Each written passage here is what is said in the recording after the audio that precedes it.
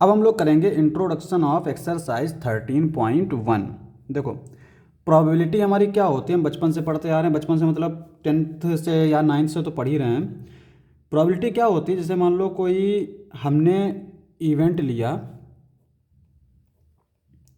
हमने मान लो एक सिक्का उछाला, ठीक है, कॉइन थ्रोन। तो जब कॉइन उछाली तो उसमें क्या क्या आ सकता है, या तो हेड आएगा या तो टेल आएगा, ठीक है।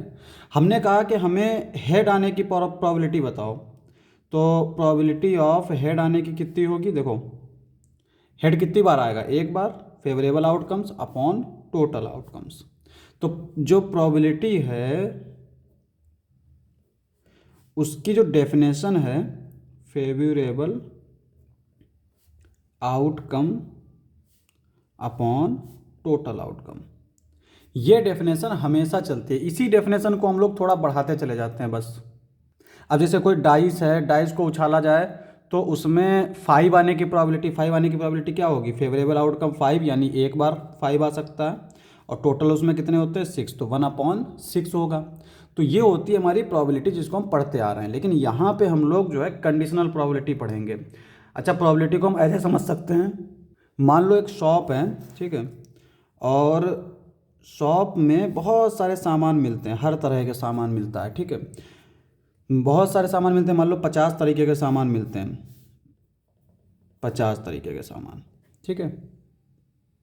और एक तुमने खुद लिस्ट बनाई अपनी, जिसमें तुमने बहुत सारे सामान लिख लिए, PS5 और mobile phone, charger, power bank, ठीक है, इस तरह के कई सारी चीज़ें लिख ली, मान लो 4 चीज़ें लिख ली, 1 2 3 4, ये तुम्हारी लिस्ट हो गई। तो इन 4 आइटम को लाने की प्रोबेबिलिटी क्या होगी, PE इज इक्वल टू, इसमें कितने फेवरेबल आउटकम्स हैं, यानी ये 4 चीज़ें तुम लोगे, 1 2 3 4, तो 4, टोटल आउटकम 50, 2 से डिवाइड कर दो, 2/25। तो ये हमारी हो गई प्रोबेबिलिटी इन 4 आइटम को खरीदने की, ठीक है। अब यहाँ पे ये तो हमारी नॉर्मल प्रोबेबिलिटी चलती थी, एक कंडीशन लगा दी जाती है। अब कंडीशन क्या लगा दी गई कि तुम्हारे पास खुद के पैसे तो हैं नहीं, तो तुमने ये अपनी मर्ज़ी से ये चीज़ें सोच ली, लेकिन घर वालों ने कह दिया कि एक लिस्ट हम बना के देते हैं। तो उन्होंने एक लिस्ट बनाई F, इसमें उन्होंने बहुत सारे सामान लिख दिए, बहुत सारे सामान लिख दिए, मान लो 10 तरह के सामान लिख दिए, उसमें तुम्हारे भी 2-3 तरह के सामान हो गए, एक हो गए PS5 और ये हो गया तुम्हारा पावर बैंक, और भी इसमें चीज़ें हैं, ठीक है, और इसमें मान लो नंबर ऑफ़ एलिमेंट हैं 10। तो ये हो गई लिस्ट। अब यहाँ पे तुम्हारे ऊपर कंडीशन ये लगा दी गई कि तुम्हें जो लेना है वो इस लिस्ट में से लो, इसके बाहर से नहीं लेना है। यानी अब जो तुमने ये 4 चीज़ें सोच रखी हैं, अब ये शॉप में नहीं देखोगे, अब तुम इस लिस्ट में देखोगे, क्योंकि इस लिस्ट की चीज़ों के बाहर तुम ले ही नहीं सकते। तो अब यहाँ पे जो तुम्हें पसंद है और जो इस लिस्ट में है वही चीज़ ले सकते हो।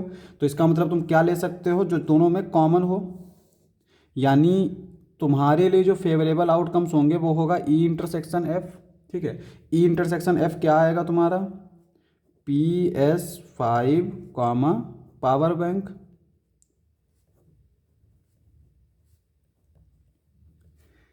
तुम्हें क्या देखना है, तुम्हारी खुद की जो चॉइस थी और तुम्हें जो घर से लिस्ट मिली, जो तुम्हारे लिए फेवरेबल होगा वो होगा E∩F। अब इसमें नंबर ऑफ एलिमेंट्स क्या होंगे, E∩F इज इक्वल टू 1 2 2 हो गए, ठीक है। अब एक चीज़ देखो, तुम्हारे लिए जो है अब जो सैंपल स्पेस हो जाएगा वो ये नहीं रहेगा। क्यों नहीं रहेगा, क्योंकि तुम्हें उससे लेने देना नहीं, दुकान से, दुकान में हो ना हो उससे कोई लेना देना नहीं, क्योंकि तुम्हारे लिए जो सैंपल स्पेस हो जाएगा वो हो जाएगा F, क्योंकि तुम्हें देखना है F में है या नहीं है। अगर घर की जो लिस्ट मिली है उसमें अगर सामान है और तुम्हें पसंद है तब तो तुम लोगे, और अगर उसमें सामान नहीं है, तुम्हें पसंद हो या ना हो, तुम्हें नहीं लेना है, ठीक है। तो तुम्हारे जो टोटल आउटकम्स हो जाएंगे तुम्हारे लिए, यानी E∩F के लिए, यानी तुम्हारे जो फेवरेबल हैं उनके लिए, वो हो जाएगा NF। कितने होंगे इसमें, 10। तो अब प्रोबेबिलिटी क्या हो जाएगी, वो हो जाएगी तुम्हारी 2/10 10 विच इज इक्वल टू 1/5।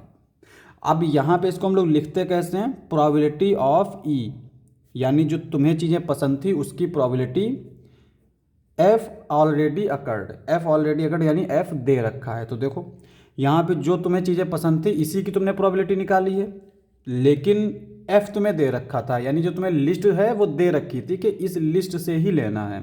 इसी को हम लोग बोलते हैं कंडीशनल प्रोबेबिलिटी। क्या बोलते हैं, कंडीशनल प्रोबेबिलिटी। कंडीशनल प्रोबेबिलिटी क्यों बोलते हैं, क्योंकि इसमें एक कंडीशन लगा दी गई। कंडीशन क्या लगाई गई कि एफ जो है वो तुम्हें दे रखा गया है, ठीक है। तो ये हमारा किसके इक्वल होता है, F of E F is equal to, देख सकते हो, N E intersection F upon N F. ये जो बाद में ना देखो, इसको स्लैश को तुम अपॉन की तरह से यूज़ कर सकते हो, यानी ई अपॉन एफ। तो अपॉन की तरह जब यूज़ करोगे तो नंबर ऑफ एलिमेंट जो है वो नीचे पहुंच जाएंगे, ठीक है, इस तरह से। अब यहाँ पे तुम इसको ऐसे भी लिख सकते हो, P E slash F N E intersection F divided by N S upon में N F divided by N S. हमने क्या किया, एन एस से दोनों को डिवाइड कर दिया। तो ये जो प्रोबेबिलिटी है ये किसकी हो जाएगी, ई इंटरसेक्शन एफ की, और ये प्रोबेबिलिटी हो जाएगी एफ की। तो ये आ जाएगा इस तरह से, ठीक है। तो ये दो फार्मूले हो जाएंगे, ठीक है। अब हम लोग एक्सरसाइज स्टार्ट करते हैं।